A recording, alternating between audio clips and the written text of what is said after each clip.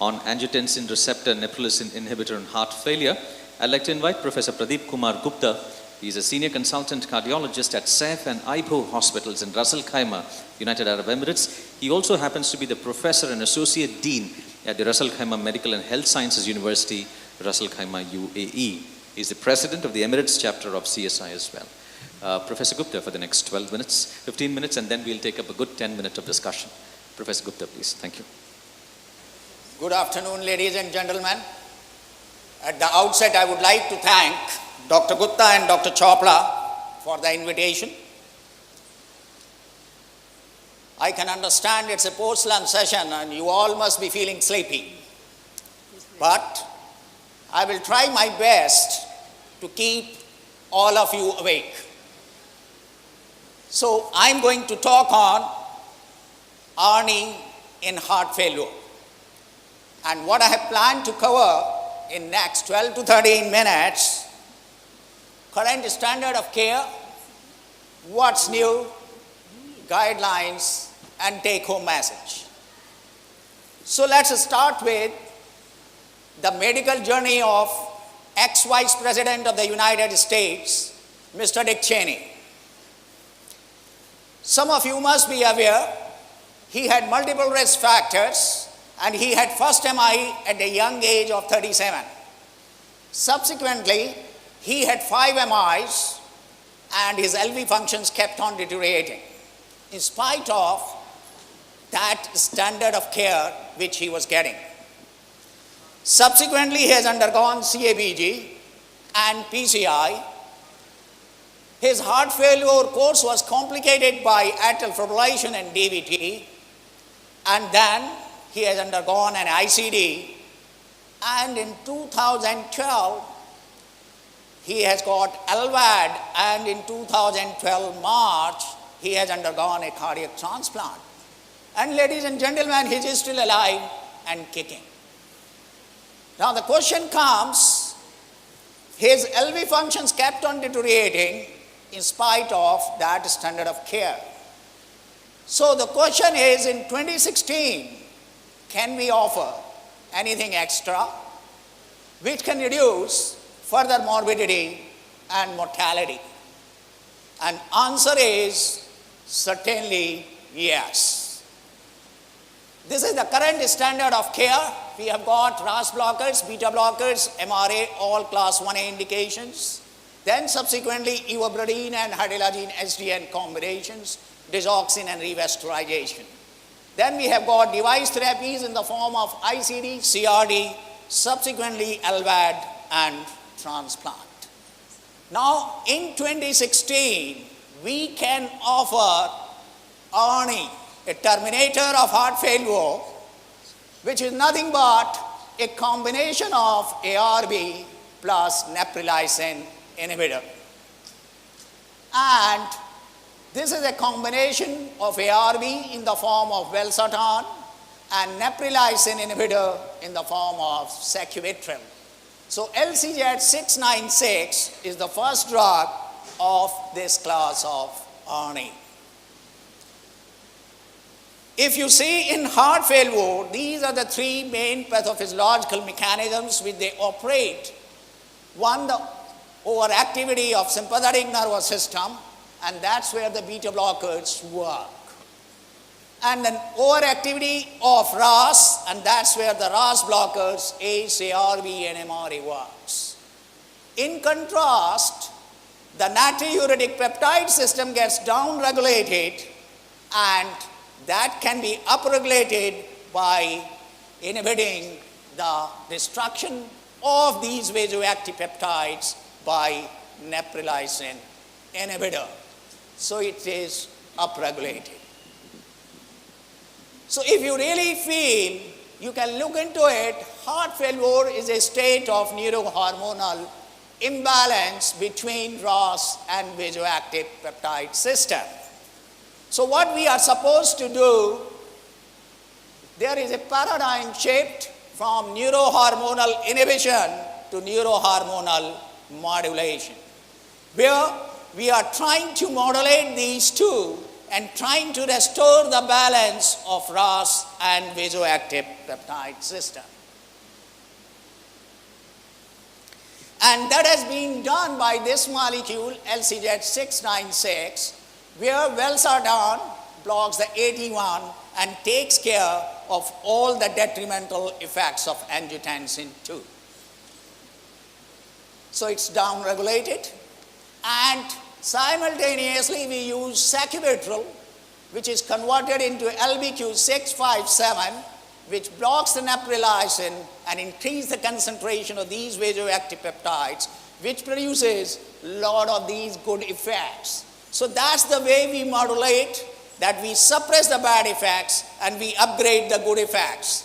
Now the next question comes, this synergistic action of these two components can be translated in reducing the cardiovascular events or not. And that was tested in Paradigm heart failure trial, where everybody was in running period was subjected to enrapil for 2 weeks and subsequently LCZ696 for 4 to 6 weeks. And those who were tolerated were randomized to 200 milligram twice a day of LCZ696, and in another arm it was compared with enrapil 10 milligram twice a day. So what was the efficacy data? The primary endpoint of CVD death or heart failure hospitalization was reduced by 20%, which was statistically highly significant.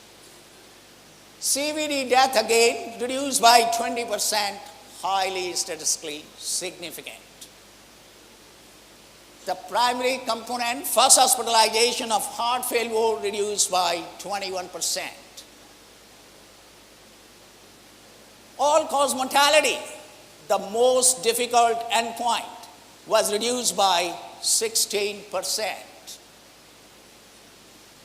What about the safety data?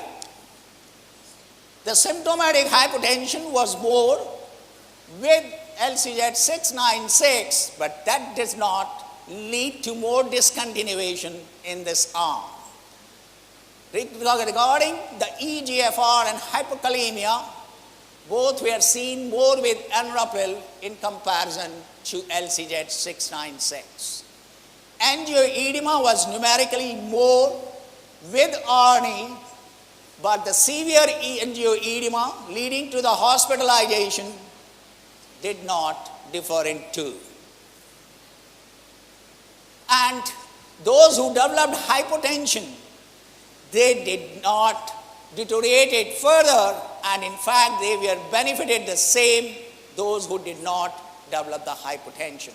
And this paper was just presented 3 days back in Heart Failure Society of America, and they said the development of hypotension did not preclude the use of ARNI in these patients. So if you summarize the efficacy and safety data, if you see the mortality reduced by ARNI in these patients is twice than the current standard of care, that's the ACE inhibitor. It appears too good to be true, but that's a fact. There is multiple subgroup analysis, and if you look into it, it does not reduce only morbidity and mortality. It altered the LV remodeling and delayed and prevented the non-fatal and fatal worsening of the heart failure. What about the sudden cardiac death? Sudden cardiac death was significantly reduced by ARNI, as well as the sudden cardiac death due to the worsening heart failure was also reduced significantly by ARNI in comparison to enrapil. What about the renal dysfunction? ARNI had a favorable cardiorenal profile compared with the enrapil for both in renal efficacy and safety in these patients, including the patients of chronic kidney disease. Irrespective of the target dose achieved by ARNI, everybody did not tolerate to 200 milligram twice a day. Even those who tolerated the less than the targeted dose, the superiority of ARNI was maintained into the comparable doses of enalapril regarding the both endpoints. What about the ejection fraction? Irrespective of the ejection fraction, whether it's less than 25 or more than 35, all patients were shown clear superiority of ARNI over enalapril. Lot of patients we follow in outdoor, and some of them, they show signs of acute decompensation. So we increase the diuretic therapy. Some of them, they go to the emergency department for IV diuretic therapy. And that's why this is the McMurray paper just published a few months back. And they tried to include that endpoint with the primary endpoint. And they found even when you include this, the superiority of ARNI was maintained over enalapril. And those patients who were admitted with acute decompensation and then discharged, and the most problem with these patients is they have got the recurrent rehospitalizations. And it was seen that the 30-day and 60-day rehospitalization was significantly less with ARNI in comparison to the enalapril, and this paper was published only last month. And what the editorial comment was in JACC, can 2 pills a day keep readmissions away? And that's the fact. It has been shown by this analysis that sacubitril valsartan to reduce 30-day heart failure readmissions. What about the cost effectiveness?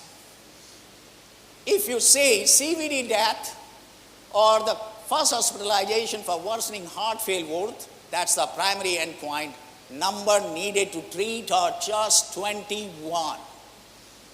So if you give 21 patients for 2.7 years ARNI, you can prevent one CVD death as well as rehospitalization for worsening heart failure. Highly cost effective. Death from cardiovascular causes, number needed to treat 31. First hospitalization for worsening heart failure, 36. All-cause mortality, number needed to treat are just 36. What about the guidelines? In fact, in spite of such a strong data, only limitation was that there is only one trial. The guidelines were slow to adopt it. There were multiple papers written in the various journals in spite of excellent reduction in mortality. Why the guidelines are slow to adopt it? And then a knee-jerk reaction came, which I am going to show right now. Canadian guidelines were first to adopt it. Even they adopted ARNI when it was not approved by FDA, and they have put, the moment it is approved by FDA, it is in the guidelines. So Canadians were first to include in the guidelines, and they clearly stated that the patients of symptomatic class 2 to 3 on optimum medical management tolerating RAS blockers, the ARNI should replace ACE and ARB to reduce further morbidity and mortality. We all know there is always a transatlantic divide. Europeans say something else, Americans say something else. There is always discrepancy between American and European guidelines. But here, the first time it has happened in the history of guidelines that both American and Europeans agreed on the same recommendation and simultaneously published the guidelines on the same date. And these were ACC/AHA update as well as ESC heart failure guidelines. Americans again, they said the symptomatic heart failure class 2 to 3 tolerating RAS blockers, the ARNI should replace ACE and ARB. to reduce further morbidity and mortality. And they have given class 1B. What about European heart failure guidelines? Again, they repeated the same: symptomatic heart failure class 2 to 3 on optimum medical management, tolerating RAS blockers. The ACE and ARB should be replaced by ARNI to reduce further morbidity and mortality. And they again gave the class 1B recommendation. Now, how to use?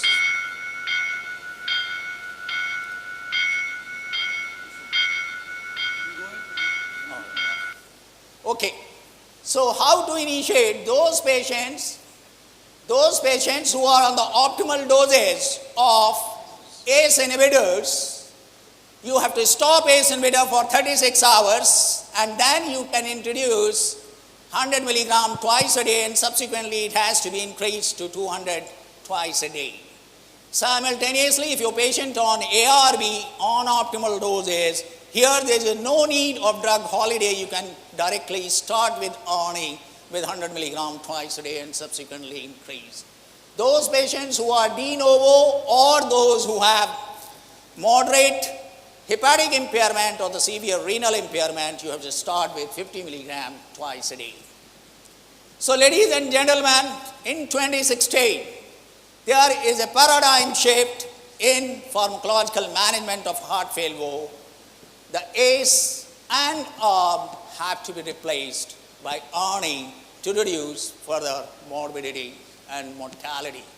So, take home message is, all your symptomatic heart failure patients, class 2 to 3, tolerating ACE and ARB, replace ACE inhibitors as well as ARB with ARNI to reduce further morbidity and mortality.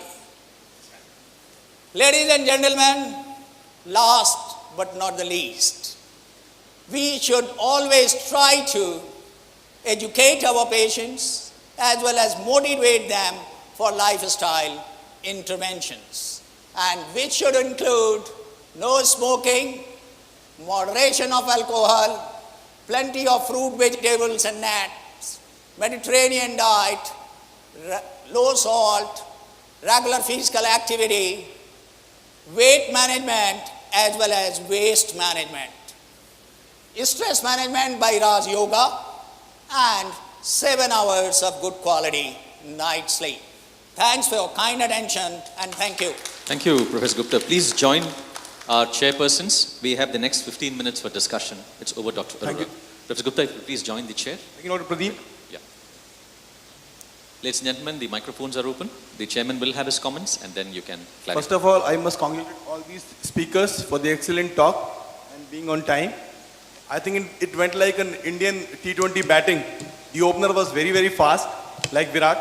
Then the middleman stabilized it, and then Dhoni came in his own style, and then he completed the innings. Thanks to these speakers. With these comments, I think the house is open for discussion, comments, and questions. I think it has been already highlighted earlier that heart failure is quite common. Mortality is quite significant. 1/3 of the heart failure patient die within a year, and 50% mortality at 5 years. If you compare mortality with some of the cancers, the mortality of the heart failure is much worse than that. The management of the half-ref or the systolic heart failure remained static over the years. Of course, class 1 recommendations remain: RAS blockers, beta blockers, and MRAs. What we have seen and what have the registry data shows, in spite of these class 1 recommendations, we don't optimize these drugs in our heart failure patients as recommended in guidelines and as shown by trial data. So there is a lot of physician inertia in up-titration of these drugs. That's number one. That has to be taken care we first optimize these class 1 recommendations. Then over the years, we were happy by these 3 components of standard of care, we reduced significant morbidity and mortality. But still there was significant residual risk. Now we have got a drug which reduces mortality twice than the current standard of care, that's the ACE inhibitor. So it has to be adopted, but of course all those due precautions which are needed with any new drug have to be observed. So you have to take care of renal dysfunction, so monitor eGFR regularly. You have to take care of hyperkalemia, so take care of monitoring potassium. Simultaneously, take care that you don't over-dilute your patients, because that will lead to hypertension and further reduction in eGFR. Don't use the nephrotoxic drugs which can further impair the kidney function, especially the use of NSAIDs is quite common, so we should try to avoid these in these patients. I think she is very important. I have a question for you, Dr. Gupta. So what about the recommendations for patients with diabetes and heart failure in whom an ACE or an ARB would normally be recommended? I could not. Can you repeat? So what about patients with diabetes? Diabetes and hypertension, we normally prefer ACE and ARBs. What is the recommendation? No, they are very useful because they can prevent microalbuminuria renal. But your recommendation of you can replace it with the ARNI. ARNI in diabetic and hypertensive patients. See, in diabetic hypertensive patients, when you are managing hypertension, as per ADA 2016 guidelines, the first drugs to be used are RAS blockers, ACE inhibitors and ARBs. But if your patient is normotensive and he has got significant albuminuria, even you can use RAS blockers in spite of normal blood pressure to decrease the proteinuria in those patients. Here, we are not adding another drug. We are not increasing the pill burden of the patient. We are replacing RAS blocker with the ARNI. So it should not deteriorate the adherence of patients because we are not increasing the pill burden. Excuse me. And Sir, I have a question. Sir, what is the role of beta blockers, especially carvedilol in heart failure, and how its dose should be titrated? Right. The beta blockers in heart failure, we all know these are class 1A recommendations. So every patient of HFrEF, until unless contraindicated, should be on beta blockers, and the 3 beta blockers which have been approved by FDA for systolic heart failure are bisoprolol, carvedilol as suggested by gentleman, and metoprolol XL. Now, you first take the baseline hemodynamics, start low, go slow, and try to optimize till you have got the desired recommended dose, right? But don't stop at that your patient is comfortable, he has got stable hemodynamics, and he is just getting 12.5 twice a day of carvedilol. Don't stop at that moment. If your patient is asymptomatic, tolerating well, up titrate to 25 milligram twice a day, right? So that's the bare minimum titrated dose of carvedilol, although you can go up to 50 milligram twice a day. But at least 25 milligram twice a day, you should go. see, like the way we are having focused care for valvular heart disease, hypertension or ischemic heart disease, we don't have focused care for cardiac failure. I feel every major hospital must have something like end-stage renal disease, must have end-stage heart failure ward. Should be there, so that can actually help us in the management, as well as there may be a bridging therapy, then we can go for cardiac transplant and so on and so forth. I feel we must focus and have more dedicated, committed heart failure wards which can give help us to manage it better. Thank you, ladies and gentlemen, and thanks to the Indian team. Thank you. If there are no more questions, comments, may I request all the speakers to be here on the dais so that we can give them meridian and the Ladies and gentlemen, may I request our chairman to please step forward and present mementos to our three invited speakers, Professor Geeta Subramanian firstly.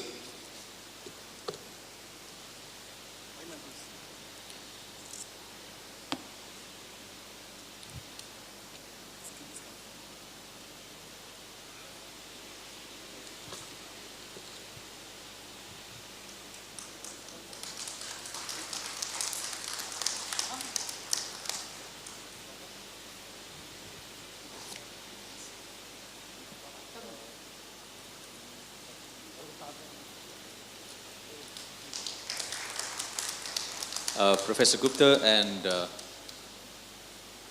Dr. Shilpa.